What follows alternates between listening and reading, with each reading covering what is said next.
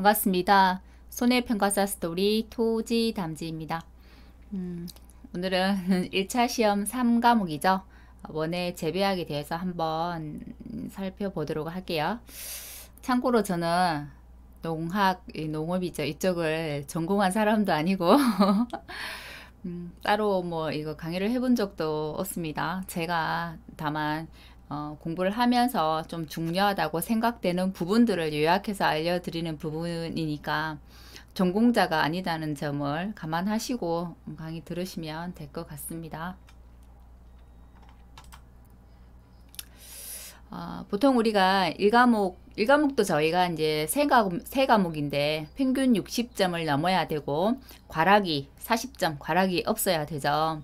그래서 보통 1과목 1차를 시험 합격하기 위해서는 보험계약법, 그죠? 보험계약법에서 점수를 많이 득하고 농업재해보험법령에서 이 과목에서 또 점수를 득하고 보통 이제 보험계약법이나 농업재해보험법령에서 한 80점 정도 이상 득하고 재배학 3과목에서는 과락만 면하자라는 전략을 많이 쓰고 있어요.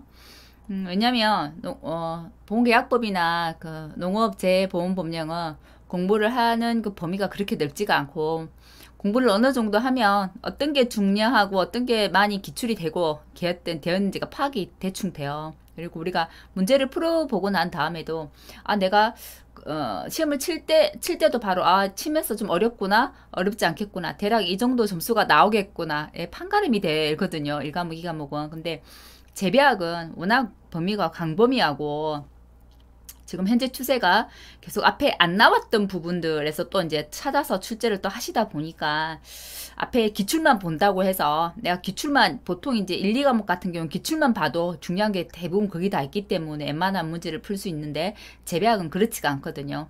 기출문제 나왔던 게 중요해서 그대 몇 번 반복되고 이런 게 아니고 범위가 이제 광범위하니까 어디에서 출제될지가 모르고 시험을 치고 난 다음에도 시험 칠 때는 항상 그냥 다 어렵습니다. 재배학은 쉬운 적이 쉽지가 않더라고요.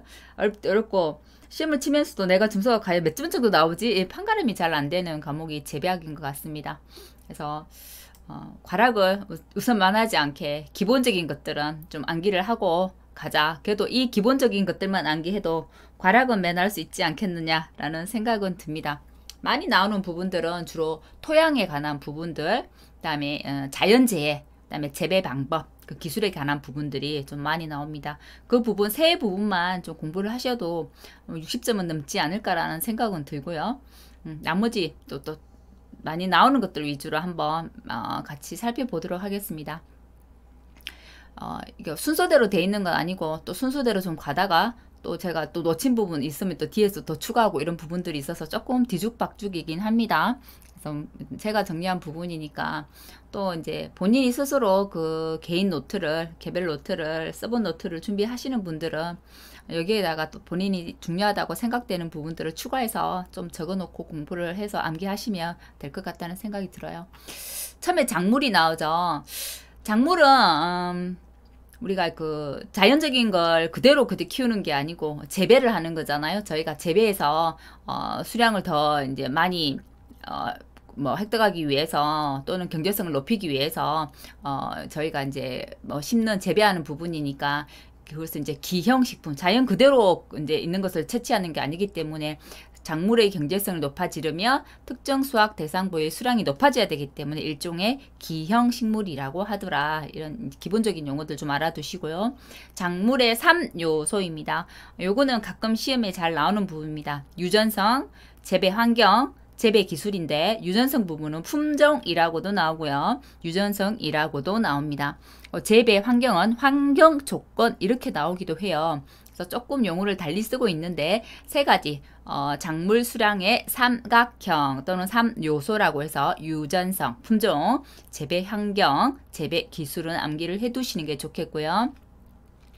리비의 채소율의 법칙도 가끔은 나오더라고요. 채소율의 법칙은 어떤 거냐면 우리가 작물이 생장하기 위해서 필요한 양분들은 여러 가지가 있어요.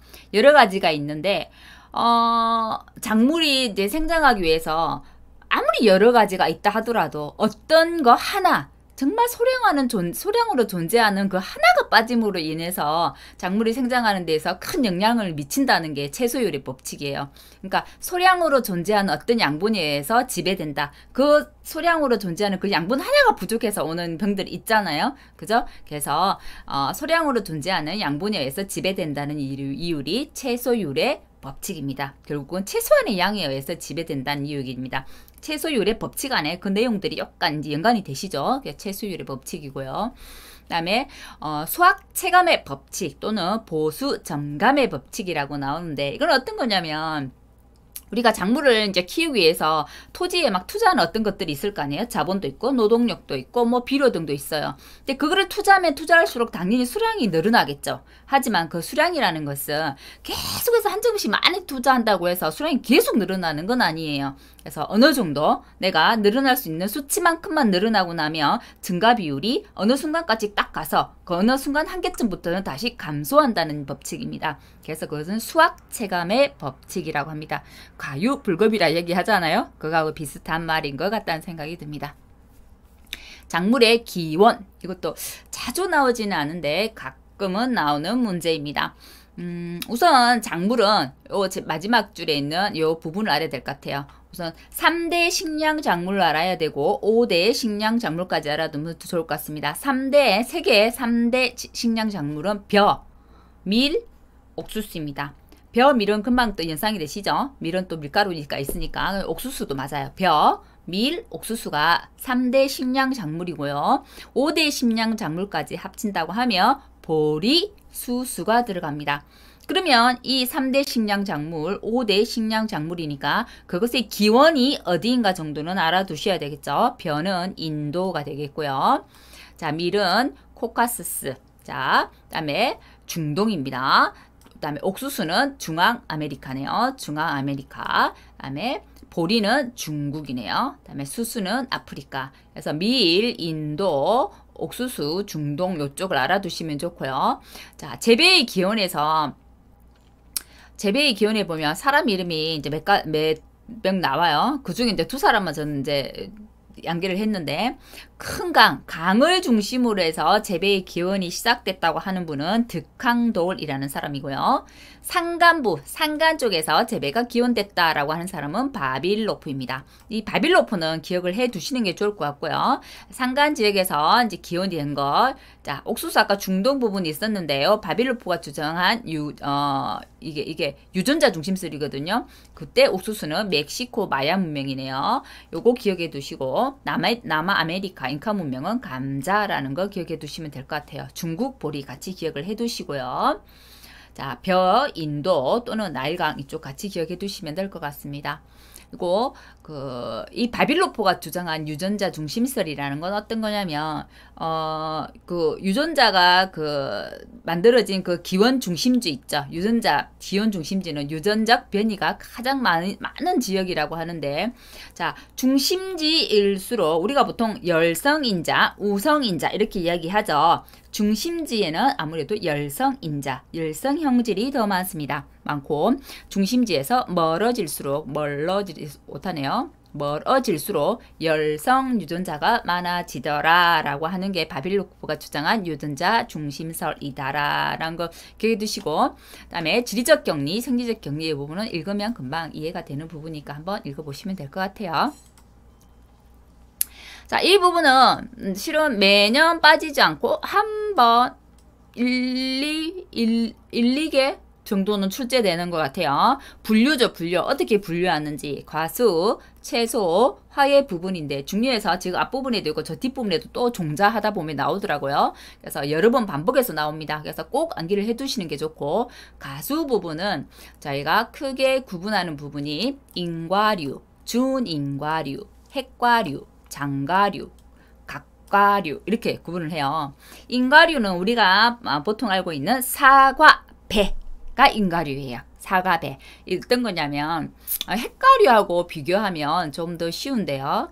자, 사과, 배 같은 경우는 안에 씨가 조그맣게 이렇게 돼 있죠. 이렇게 돼 있잖아요. 근데 핵과류 같은 경우는 우리 복숭아 어떻게 돼 있어요? 복숭아 이렇게 있으면 씨가 있다만 하잖아요. 그래도 이따만 하죠. 그죠? 자, 이렇게 씨가 이렇게 큰 것들이죠. 요런 것들이 핵과류예요. 보통 요런 것들이 이제 복숭아, 자두, 살구, 앵두, 대추, 매실들은 씨가 크죠. 다 씨가 큰 것들이에요. 그죠? 핵과류, 씨방벽, 씨방이 발달, 자방이 발달돼 있는 거라고 하죠. 자방이 발달돼 있는 거고요.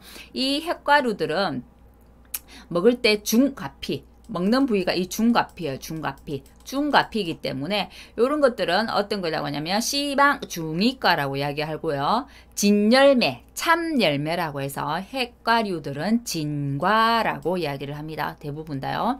핵과류는 우리가 이제 상식적으로 생각하면 씨가 큰 것들이기 때문에 금방 구분이 돼요. 복숭아, 자두, 살구, 앵두, 대추, 매실, 씨가 큰 것들, 그죠? 핵과류고요. 인과류는 사과, 배 기억하시고 요거는 안에 씨방이 발달한 게 아니라 이제 그 꽃이 이렇게 있으면 꽃바퀴라고 하죠. 꽃바퀴가 발달한 부위, 발달해가지고 이제 열매가 된 건데요. 꽃받침이 발달한 것, 꽃바퀴라고 이야기를 하고요. 이거는 이런 부분을 씨방 하위과라고 이야기합니다.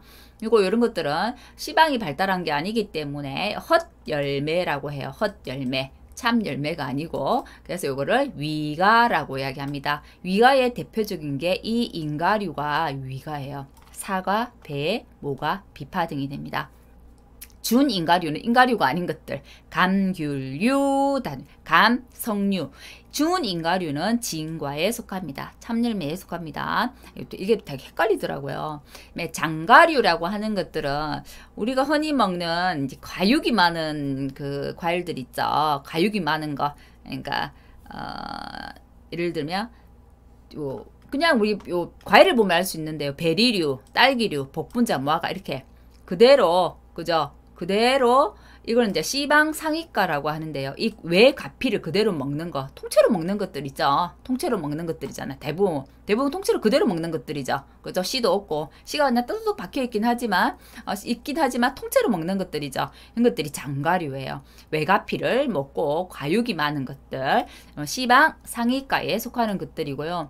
장과류는 이제 구분해서 외워야 되는데, 그러니까 인과류는 다 위과였잖아요. 핵과류는 다 진과입니다. 준인과류도 진과예요. 근데 장과류는 베리류, 딸기류, 복분자, 무화과 이런 것들은 다 위과예요. 위과. 헛열매예요. 헛열매. 씨방이 발달하지 않은 거. 근데 포도 한번 생각해 보세요. 포도는 씨가 좀 안에 조금 도톰하게 크잖아요. 딸기나 복분자, 무화과는 씨를 통째로 그냥 그대로 먹어버리는데, 그죠? 다삭 박혀있는 딸기 통째로 먹어버리죠. 근데 포도 같은 경우는, 물론 씨 없는 포도도 있긴 하지만, 이제 포도 같은 경우는 씨가 좀 있어요. 그죠? 그래서 포도는 진과에 속합니다. 장과류 중에서 포도만 진과고 나머지 다 위과라는 거, 요것도 시험에 가끔 나오더라고요. 자, 갓과류, 우리가 흔히 아는 견과류입니다. 껍질이 단단한 것들. 요건 알기 쉽죠? 밤, 호두, 아몬드, 은행들이 되고 요 뜻이 진과입니다.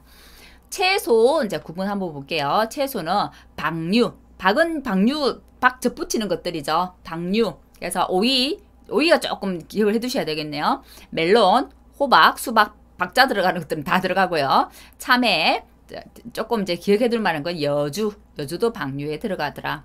다음에 여기서 암기해야 되는 거는 가지류입니다. 가지는 가지류가 당연하겠죠. 근데 가지류에 속하는 게 고추, 토마토 등이 있네요. 그죠? 우리가 나중에 뭐 단일 작물을 배우고, 그죠? 장일 작물을 배우고, 중일 작물을 배우게 될 거예요. 대부분 이 가지류에 속하는 작물들이 중일 작물들입니다. 정말 온도에 크게 영향을 미치지 않는 것들. 가지, 고추, 토마토 기억해 두시기 바라고요. 또 많이 나오는 거는 요 세 개 부위입니다. 등이뿌리. 우리가 이제 이 과목에서 이제 2차 시험 할 때 이 과목에서 1과목, 2과목에서 2차 시험 1과목, 2과목에서 많이 기억을 했죠. 고구마는 괴건 몇 그램 뭐 이렇게 얘기. 지금은 이제 엇방에서 사라졌지만 예전에는 뭐 괴건 400g 이상 있었죠. 그죠? 그래서 그처럼 괴건이라는 것은 등이뿌리입니다. 등이뿌리로 가지고 가는 건 고구마, 마가 되겠고요. 나중에 화훼류에서는 뭐가 들어가냐면 달리아라고 나옵니다. 달리아, 괴건. 똑같은 괴건. 화훼에서는 괴건이 달리아입니다. 요 다 잘 나와요. 괴건 요거 잘 나오고요. 그다음에 등이줄기라고 해서 괴경. 우리 괴경 뭐 몇 센치 이하 이렇게 갖고 이제 감자 배웠잖아요. 그래서 이거는 이 과목에 나오기 때문에 감자도 기억하기 쉬울 거예요. 그다음에 기억해야 될 게 토란, 똑같은 감자지만 돼지감자. 돼지감자는 다른 말을 뚱딴지라고 합니다.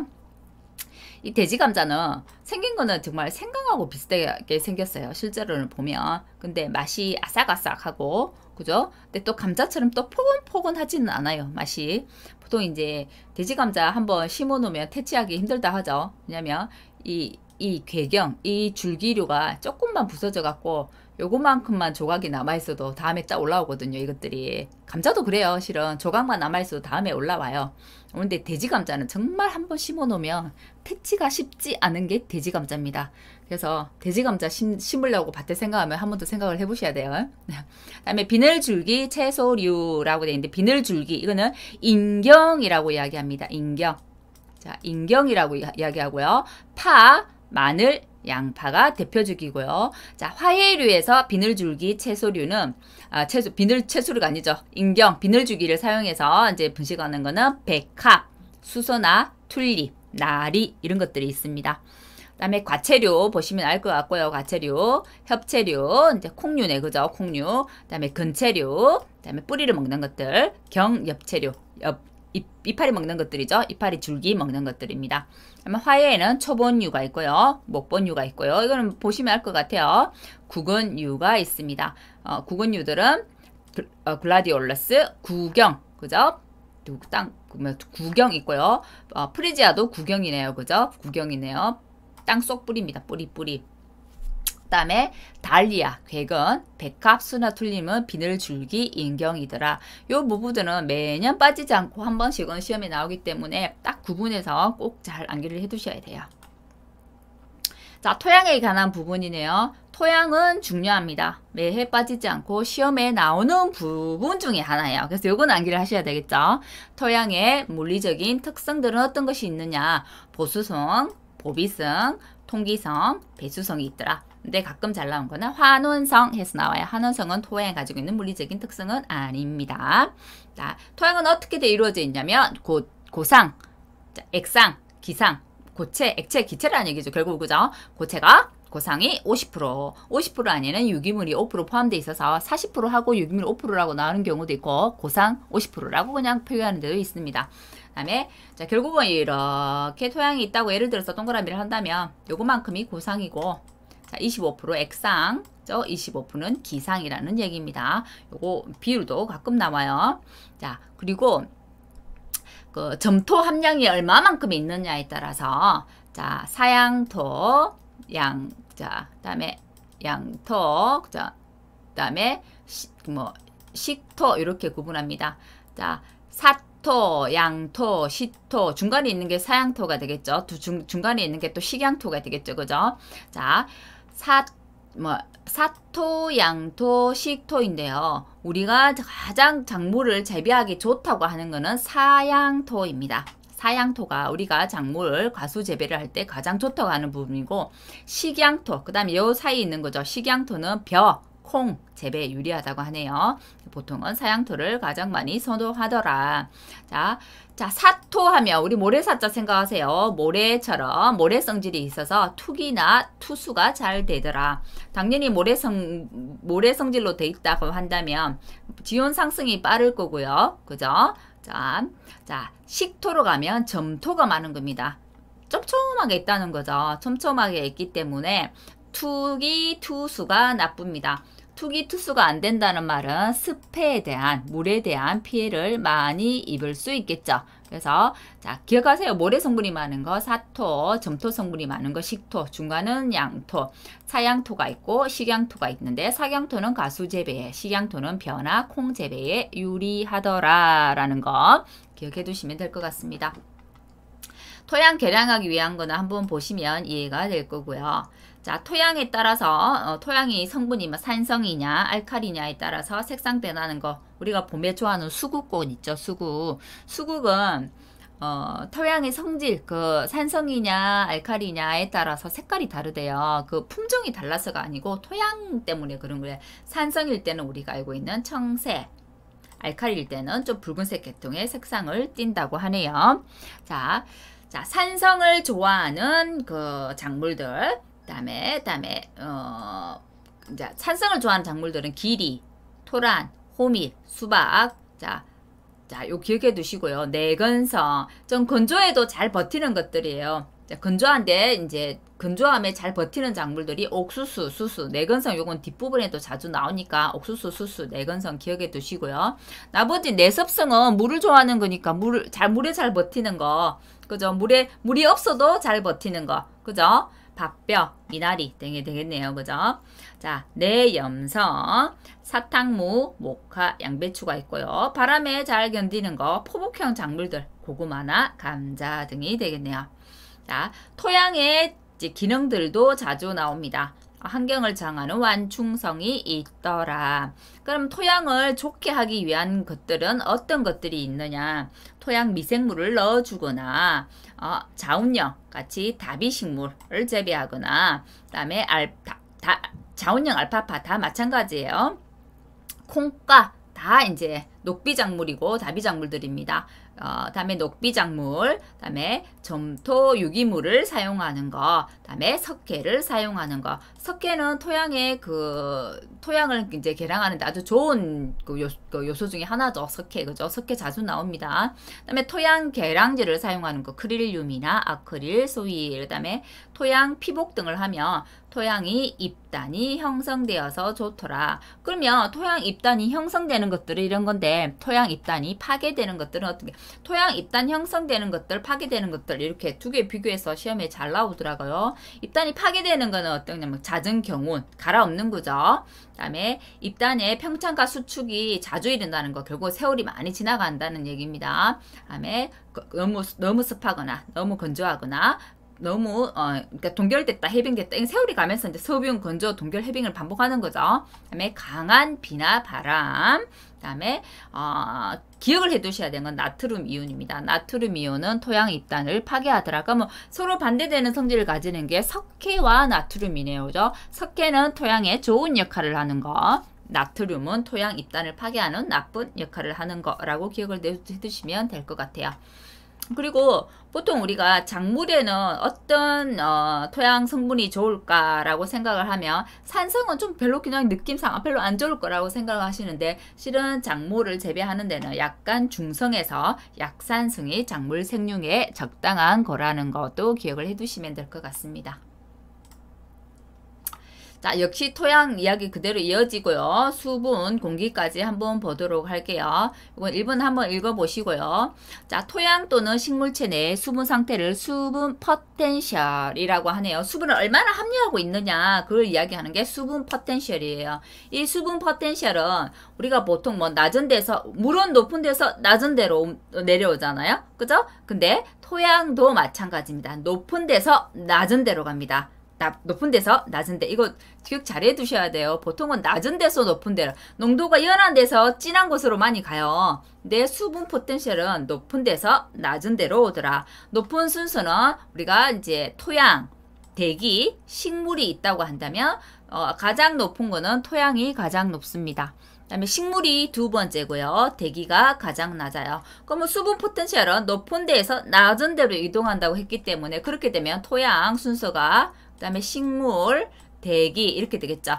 토양, 식물, 대기 높은 데서 낮은 데로 이렇게 움직이는 게 되겠죠. 그죠?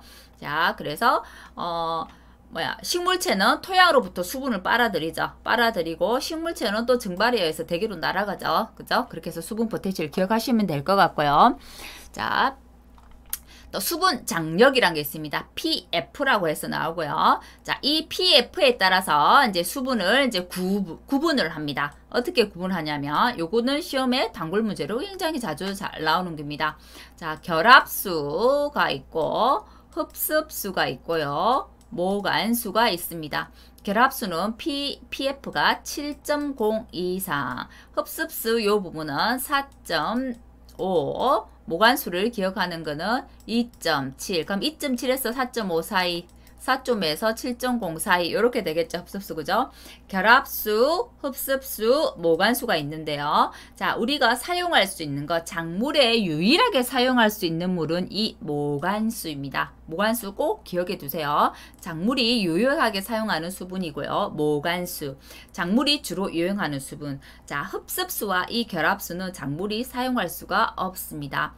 결합수 같은 경우에는 작물이 흡수를 하지 못해요. 광물하고 점토와 광물하고 결합이 되어 있어가지고 분리를 할 수 없는 수분이라고 합니다. 분리를 할 수 없는 수분이기 때문에 수분을 잡아 당겨올 수 없겠죠. 그래서 분리가 되는 것, 안 되는 것으로 구분한다면 결합수는 분리가 안 됩니다. 흡습수 되고요. 모관수 되고 중력수 됩니다. 유일하게 분리 안 되는 거 결합수. 결합수 수분을 사용할 수 없어요. 흡습수도 자, 고온근접법에 의해서 분리가 가능하기 때문에 고온근접법이 아니면 분리가 안 돼요. 그렇기 때문에 작물의 흡수는 안 됩니다. 분리는 가능합니다. 자, 모관수는 작물이 주요 사용하는 수분이 되겠고요. 중력수는 토양 아래로 내려가는 중력에 의해서 아래로 흐르는 물입니다. 뿌리 아래쪽에 있는 물들 있죠. 저 아래쪽에 있는 물들이 중력수가 되겠습니다. 자, 이 중에서 식물이 사용하는 수분 어떤 거라고요? 모관수라고요. 분리가 안 되는 거 결합수. 나머지는 다 분리되더라. 기억 잘 해주시기 바랍니다. 순서대로 PEF가 높은 거는 결합수. 결합수 7.0, 4.0, 2.7 숫자를 기억해 두시면 될 것 같아요. 그 다음에 중력수가 되죠. 그 다음에 2.7에서 0까지 이렇게 순서대로 결합수, 흡습수, 모관수, 중력수 이렇게 되는 거예요. 그 다음에 잘 나오는 거는 요 이제 또 수분에 관계된 부분들 최대 용수량, 포장 용수량 부분이고요. 이 최대 용수량은 토양의 모든 공국에 물이 꽉 차 있는 상태, 물이 제일 많이 꽉 찬 수분량을 말하고 이 최대 용수량을 최소 용수량이라고 바꿔서 시험에 좀 나오더라고요. 자, 포장 용수량은 작물 재배에 매우 중요한 거. 자, 수분 상태, 그러니까 중력수를 배제하고 남은 수분 상태로 최적의 가장 괜찮은 함수량에 가까운 게 포장 용수량. 이걸 따르게 최소 용수량이라고 이야기하는 얘기죠. 자, 위조점이란 어떤 거냐면 식물이 이제 우리가 이제 그 빨아들이는 물이 모관수라고 했잖아요. 그죠? 자, 모관수의 장력이 커서 식물이 흡수하지 못하고 시들어버리는 어떤 시점이 있을 거예요. 모관수라고 해서 이 모관수를 준다고 해서 이 모관수 안에서는 식물이 무조건 다 사느냐? 그렇지는 않습니다. 모관수 속에 있어도 식물은 죽을 수 있어요. 그 죽는 지점이 위조점이라는 거예요. 식물이 시들어버리는 시점. 그래서 모관수에 있다고 해서 식물이 무조건 산다 라고 하면 그건 틀린 거예요. 모관수에서도 위조점이라는 게 있습니다. 식물이 흡수하지 못하고 시들어버리는 어떤 점인데요. 위조점 중에서 초기 위조점은 이제 막 위조가 되는 상태. 영구 위조점은 아예 식물이 회복할 수 없도록 회복이 불가능한 상태, 수분 상태가 영구 위조점이 됩니다. 그래서 모관수도 식물이 죽을 수 있더라라는 거 기억해 두시면 될 것 같아요. 자, 토양에는 공급량으로 해서 이제 최소 용기량, 최대 용수량 이런 것을 결정한다고 했어요. 그죠? 최대 용기량은 수분이 꽉 찬 상태라 했고요. 작물이 가장 좋은 상태는 최소 용기량이라고 했어요. 그죠? 자, 최대의 용기량은 풍건 상태일 거고, 자, 공급량은 순서대로 한번 볼게요. 질소, 산소, CO2, 이산화탄소죠. 가장 많은 거 질소, 그 다음에 많은 거 산소, 그 다음에 CO2. CO2는 가장 적어요. 0.3%밖에 안 된다고 하더라고요. 실제로는. 근데 아주 작지만 꼭 필요한 거예요. 그죠? CO2 불필요한 거 아니에요? 꼭 필요한 거예요. 질소, 산소, CO2 순이고요. 이산화탄소, CO2는 0.3% 정도이며 작지만 꼭 필요한 성분이라는 거. 토양이 깊이 내려가면 갈수록 산소보다 뭐가 많겠어요? CO2가 많더라라는 거 기억해 두시고요. 토양은 아까 우리가 뭐 통기성 이거 좋아야 되는데 보수성, 보비성, 통기성 있었죠. 그죠? 통기가 잘 되는 토양이 좋아요. 그 통기를 위한 개선법으로는 어떤 것이 있는지 한번 볼게요. 명거. 보이는 대로 배수로를 만드는 거예요. 만약 우리 밭이 이렇게 있다고 하면 보이는 데다 배수로 내는 거. 그죠? 그 다음에 암거. 지하수 지표 아래로 배수로를 내는 거. 안 보이는 쪽 아래쪽에. 그 다음에 한번 갈아엎는 거죠. 아래쪽에 있는 땅을 이렇게 갈아엎는 거. 심경. 깊이 간다는 얘기예요. 심경. 토양 입단화 하는 거. 그 다음에 중경. 중경은 흙맥이라고 제초 작업인데요. 중경. 이 중경을 통해서 중경 흙매기를 통해서도 토양 통기를 개선할 수 있습니다. 요거 가끔 시험 잘 나와요. 그 다음에 중간 낙수 물빼기네요. 중간 낙수 물빼기. 휴립 휴파. 그럼 이거 휴립 휴파란 건 어떤 거냐면 우리가 밭이 이렇게 있다고 하면 요 윗부분 위에 튀어오른 이 부분을 우리가 이거를 이랑이라고 하죠. 요게 딱 파진 부분 요거를 보랑이라고 해요. 우리가 하면서 배우죠. 그래서 우리가 보통 이제 이제 두둑이라고 사실을 하죠. 두둑, 그죠? 두둑이라고 얘기하는데 이 두둑 부분을 이랑 파종이라고 합니다. 요 위에 파종하는 것을 이랑 파종, 요 아래쪽에 파종하는 것을 고랑 파종이라 하는데요. 자, 휴립, 휴파, 요 이랑 위에다 파종하는 걸 말합니다. 다음에 휴립, 재배. 또 어떤 거 있냐면 나중에 우리가 습해 배우고 한해 이런 거 배울 건데요. 습해, 수분이 아주 많은 밭에서는 요 위에 휴립, 휴파 위쪽에다가 종자를 파종하는 게 좋고요. 아주 건조한 땅이라고 한다면 물이 부족한 땅이잖아요. 그럴 때는 어떨 때 건조하거나 동해를 잘 입는 땅들은 이 고랑에다가 파종을 합니다. 그거는 이제 휴립, 구파라는 용어들이 나중에 나옵니다. 그래서 토양 통기를 좋게 하는 것들 기억을 해 두시고요. 황화수소는 철하고 결합해서 뿌리 조직, 황화수소 자체는 뿌리 조직을 파괴하는 거예요. 황화수소로 되어 있는 거. 근데 이건 철하고 잘 결합을 한다고 해요. 그냥 철을 이용해서 황화수소 여기 뿌리 조직 파괴하는 거를 막을 수 있더라라는 것 정도만 기억해 두시면 될 것 같고요. 탈질 현상이란 게 자주 시험에 나옵니다. 용어들이 자주 나와요. 질소가 질소가스가 되어서 공중으로 빠져나가는 현상을 말합니다. 탈질 현상. 이제 설명 한번 볼게요. 공기의 유통이 양호한 토양이라 하더라도 국지적으로 산소가 결합이 되어 있는 어떤 지점들이 있는데 이런 곳에서는 질소 환원 작용이 일어나서 질소가 가스가 되어 가지고 공중으로 빠져나가 버립니다. 이것을 탈질 작용이라고 하네요. 자, 이제 그 탈질 작용들을 막기 위한 것들이 어떤 것들이 있냐면 우리가 질소질을 줄 때 질소는 이렇게 공중으로 하는데여서 나오는데 탈질 현상인데 빠져나가지 않도록 하기 위해서는 요 위쪽에다 바로 공기하고 결합해가 요쪽에 결합해갖고 바로 빠져나가기 전에 아래쪽, 그죠? 토양 깊이 아래쪽에다 시비를 해버리면 요 아래쪽에서 있기 때문에 이거 빠져나가지 않거든요. 그래서 저 암모니아태 질소들은 심청 시비, 저 아래쪽에다 시비를 한다는 거 심청 시비라고 합니다. 그래서 이 심청 시비를 통해서 암모니아태 질소는 질소가 토양에 잘 흡착되도록 하는 시비라고 얘기를 합니다.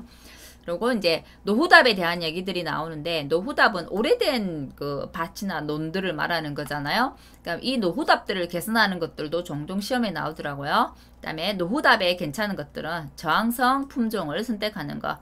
어떤 것이든 저항성이 있는 품종을 선택하면 아무래도 괜찮겠죠. 그다음에 노후답이기 때문에 재해를 많이 입지 않기 위해서 일찍 파종하고 일찍 수확하는 거. 그걸 조기재배라고 해요. 아무래도 뒤쪽에 재해들이 많이 오기 때문에 일찍 파종하고 일찍 수확하면 아무튼 재해에 대한 것들을 좀 줄일 수 있겠죠. 그죠? 그래서 노후답들은 조기재배를 합니다. 일찍 파종하고 일찍 수확하는 거. 그다음에 무황산금 비료. 황산은 황화수소 이쪽 부분 황산 쪽은 뿌리 안 좋다고 했잖아요. 그래서 황산금 비료를 사용하면 안 돼요. 무황산금 비료를 사용해야 됩니다. 근데 노후답 대책으로 옳지 않은 거 해가지고 뭐가 나왔냐면 황산금 비료를 사용하는 게 이렇게 많이 나오거든요. 자, 노후답은 무황산금 비료를 사용해야 된다는 거 기억해 두시기 바랍니다. 다음에 중점 시비를 하거나 옆면 시비를 하는 거. 아무래도 노후답들은 영양분들이 많이 없기 때문에 옆면 시비하면 바로 영양분 흡수할 수 있잖아요. 그래서 옆면 시비 같은 것도 하더라라는 거 기억을 해 두시고, 아까 토양의 pH 이야기했었는데 토양의 pH는 7을 기준으로 해서 pH가 높으면은 알칼리성, pH보다 7보다 낮으면은 산성 이렇게 구분한다는 것도 알아두시기 바랍니다. 다음에 산성 토양일 경우에 토양을 개량한다는 것은 결국은 산성 토양을 개량한다는 얘기예요. 조금 산성 부분을 개량한다는 얘기고, 산성 토양을 개량하는 데에서는 석회와 유기물을 넉넉하게 넣어주더라. 토양 개량하는데 석회 많이 넣어준다고 했죠. 석회를 넣어주거나 또는 칼슘을 넣어준다고 이야기도 합니다. 유기물을 넉넉하게 넣어줘서 토양 구조를 개선하더라. 근데 만일에 이거 문제에 유기물이 아니고 미유기물 뭐 이런 식으로 문제 나와요. 그죠? 그럴 때는 이제 구분 잘 하셔야 된다는 거. 자, 석회하고 유기물 같이 하면 침투성 높여가지고 훨씬 더 토양 토층까지 미칠 수 있어 효과가 좋다고 이야기를 하네요. 그죠? 석회와 유기물은 토양을 개량하는데 도움이 되는 요소들이더라. 기억을 해두시고, 자, 나중에 CN율에서 탄질률이라고 나올 텐데요. 탄소하고 질소의 함량에 대한 비율입니다. 그래서 탄질비, 탄질률이라고 나오면 탄소하고 질소의 함량 비율이구나 라고 기억을 해두시면 될 것 같아요. 탄질비가 높다는 것은 그죠? 탄소의 양이 많다는 게 될 거고요. 탄질률이 낮다는 거는 분모에 질소가 있기 때문에 질소의 양이 많다는 게 되겠죠. 그죠? 자, 탄질비는 식물 종류에 따라서 다르더라. 탄질비가 높은 작물은 어떤 것이 있는지 한번 볼게요. 탄질비가 높은 작물들은 벼, 밀, 보리가 되겠고요. 자, 탄질비가 낮은 것들은 콩가 식물들이 되네요. 콩가 식물들이 되더라. 기억을 해두시기 바랍니다. 그 다음에 비료의 3요소하고 우리가 알고 있는 필수 원소에 대해서 한번 볼게요. 비료의 3요소는 질소, 인산, 칼륨입니다. 예전에 화학 공부를 열심히 하셨던 분은 따로 안 외우셔도 되겠지만 아닌 분들은 암기하셔야 돼요. 질소, 인산, 칼륨이고요. 칼륨은 책에 따라서 칼륨이라고 표기를 한 것도 있고 가리라고 표현한 것도 있더라고요. 질소는 잎에 영향을 미치고요. 잎입니다. 인산은 꽃과 열매입니다. 칼륨은 뿌리, 삼투압에 조절하더라. 칼륨 뿌리는 꼭 기억해 두시고요. 자, 항상 시험에 빠지지 않고 나오는 부분은 필수 원소인 것은 또는 필수 원소 중에 다량 원소, 미량 원소를 구분하시오 라고 해서 나오는 문제들이 종종 있어요. 근데 이게 생각보다 안 외워지거든요. 근데 외우는 암기 팁을 알려드릴 테니까 암기 팁으로 가지고 외워보세요. 자, 우리가 필수 원소라고 하는 것은 다량 원소가 있고 미량 원소라는 게 있어요. 다량 원소는 탄소, 수소, 산소, 칼륨, 칼슘, 인산, 질소, 망가니슘, 뭐 이렇게 있어요. 자, 못 외우겠죠. 그래서 외우는 암기템은 조카가 인질로 잡혔는데 누구한테? 마왕한테 잡혔더라. 자, 조카 CHO 조카 맞나요? 칼륨, 칼슘 한꺼번에 다 카로 들어갈게요. 조카가 인질로 잡혔는데 인산, 인질, 질소 됐나요? 누구더라? 마황이더라. 마그네슘, 황산, 황 이렇게 해서 황까지 할게요. 마황한테 잡혔더라. 조카가 인질로 잡혔는데 마왕한테 잡혔더라. 그죠? 그 다음에 미량 원소는 몰리브덴, 염소, 철, 망간, 구리, 붕소, 아연이에요. 이것도 외우기가 힘들죠. 그래서 조금 할머니한테 미안하지만 몰염치안, 몰리브덴, 염소의 몰염치안, 할망구를 철이 없는 할망구에서 철망구 이름이 붕하더라 라고 외웠습니다. 저는 몰염치안 철망구가 붕하더라. 몰리브덴, 염소, 철, 망간, 구리, 붕소, 아연 이렇게 외웠고요. 자, 필수 원소가 아닌 것은 꼭 기억을 해두셔야 돼요. 나트륨과 규소가 아닌데요. 나트륨을 넣거나 규소를 넣거나 이렇게 해서 잘 나오더라고요. 나트륨은 필수 원소 많이 들어봤기 때문에 필수 원소인 것 같아요. 나트륨이. 근데 나트륨 아니라는 거. 규소도 기억을 해두시기 바랍니다. 벽과 화분과 식물에서 규소는 어떤 역할을 하냐면 몸을 우리 보통 물속에 있잖아요. 벼는 그래서 내병성을 가지는 역할을 합니다. 몸을 지탱해주고 벼의 그 표피 조직을 규절화시켜주는 거, 규질화시키는 거. 결국은 수세를 좋게 한다는 얘기죠. 수세를 좋게 하는 거, 그죠? 벼를 튼튼하게 하는 역할을 하는 게 규소라는 거예요. 그죠? 벼하고 아주 밀접한 관련이 있는 게 뭐더라? 규소더라. 라는 거 기억해 두시면 될 것 같아요. 작물의 흡수와 한해 이제 자연재해 쪽으로 쭉쭉 넘어가네요. 그죠? 작물 볼게요. 삼투 현상, 삼투압 현상이라고 나와요. 삼투압은 우리 안 들어봐도 알죠? 그죠? 수분이 그게 안으로 뚫고 들어가는 걸 삼투압이라고 하잖아요. 빨아들이는 거, 그죠? 삼투를 일으키는 압력을 삼투압이라고 하더라. 근데 삼투압이 돼서 세포가 이렇게 커져요. 막 키우는 압력을 팽압이라고 하고요. 이게 너무 또 늘어나면 이걸 다시 이렇게 안쪽으로 수축해서 막아야 되는 압력들이 있죠. 평압이고 이렇게 막으려고 하는 압력은 막압이라고 합니다. 평압이 있고 막압이 있더라. 기억을 해 두시고요.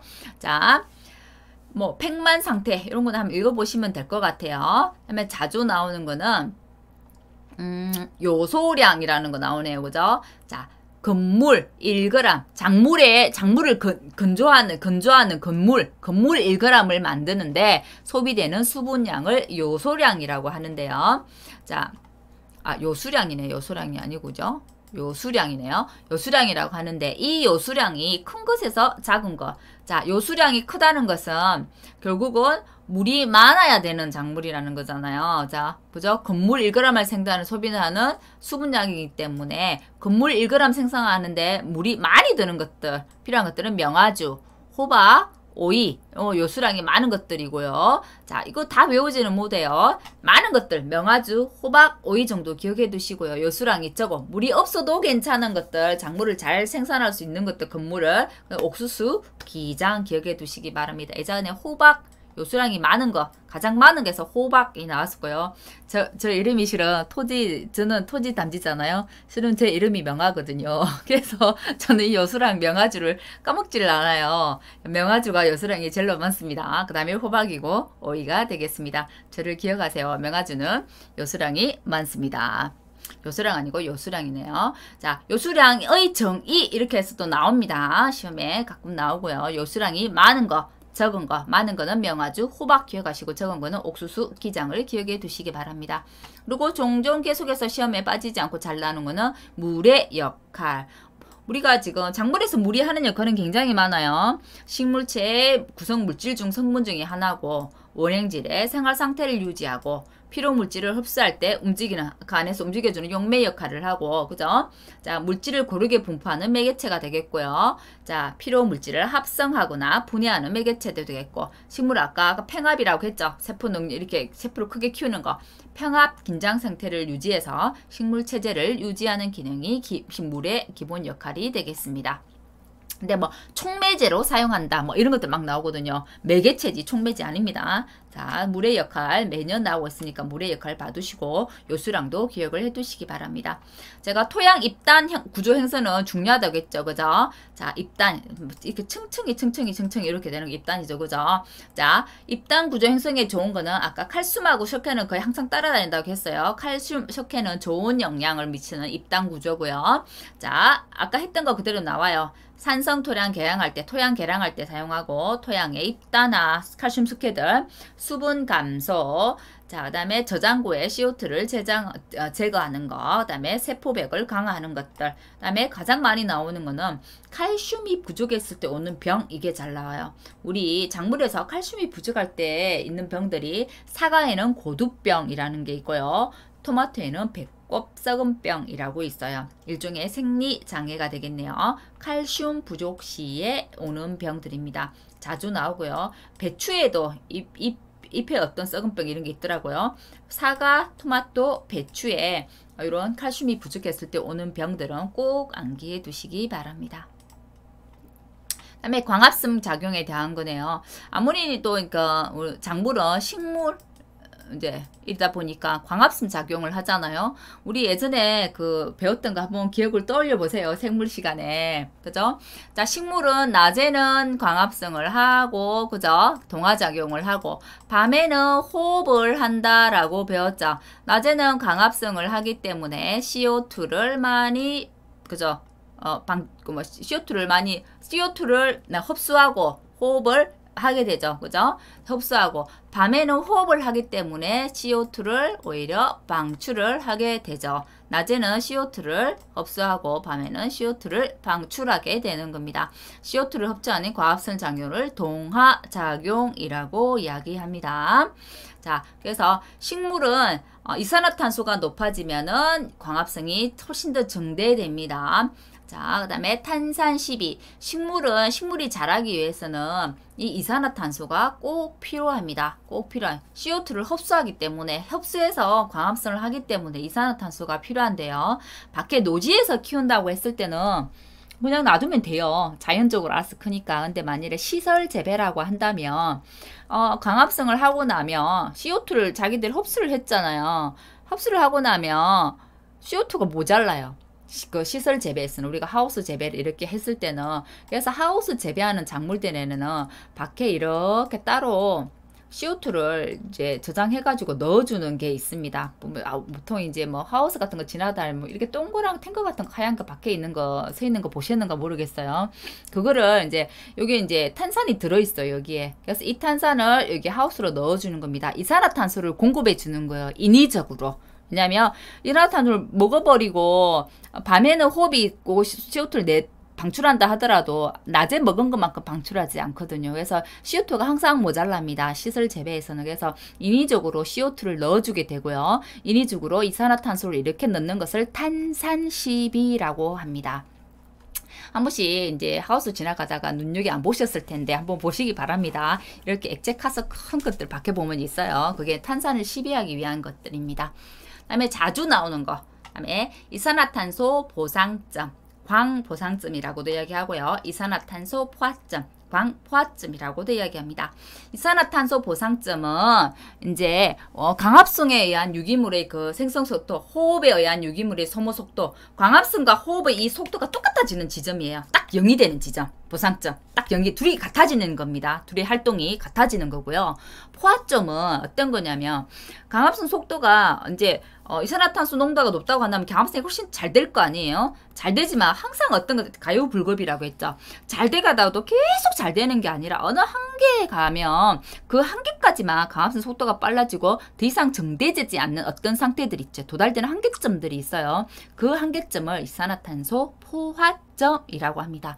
근데 이산화탄소 보상점과 포화점을 바꿔가지고 시험 문제에 잘 내더라고요. 그래서 보상점은 둘이 역할이 똑같아지는 거, 호흡과 강합성 똑같아져서 0이 되는 딱 시점. 포화점은 계속해서 이산화탄소가 높으면 강합성이 속도가 증가되겠지만 어느 한계에 가서는 한계점에 이르러서 더 이상 올라가지 않는 게 포화점이 되겠습니다.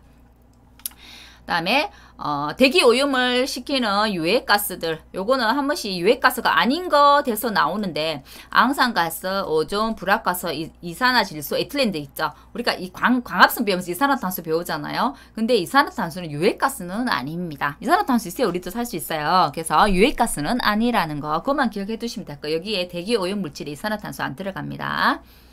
그다음에 한 번도 출제되지 않다가 작년에 처음으로 출제된 게 이 C3, C4 캠 식물인데요. C3 식물을 3탄광 식물, C4 식물을 4탄광 식물이라고 이야기하는데요. C3 식물, C4 식물을 어떻게 구별을 하면 되냐면 만일에 날씨가 건조해지면 우리가 그 입도 숨을 쉬잖아요. 숨을 쉬는 게 기공, 입 뒤쪽에 있는데요. 기공을 날이 건조하면 기공을 닫아버려요.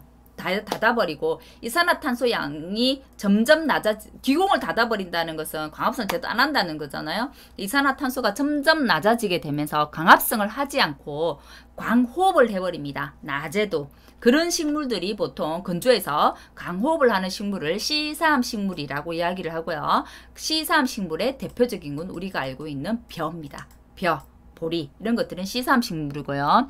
C4 식물은 날이 건조해도 건조에 잘 견디는 식물이에요. 건조를 해도 기공을 닫지 않고 강합성을 그대로 하는 식물이에요. 그런 것들은 내건성 식물이라 하죠. 건조에도 잘 견디는 식물. 아까 내건성 식물이 뭐가 있었어요? 옥수수, 수수 기억나시나요? 옥수수, 수수는 C4 작물이고 식물이고요. C3을 3탄광, C4를 4탄광이라고 이야기합니다.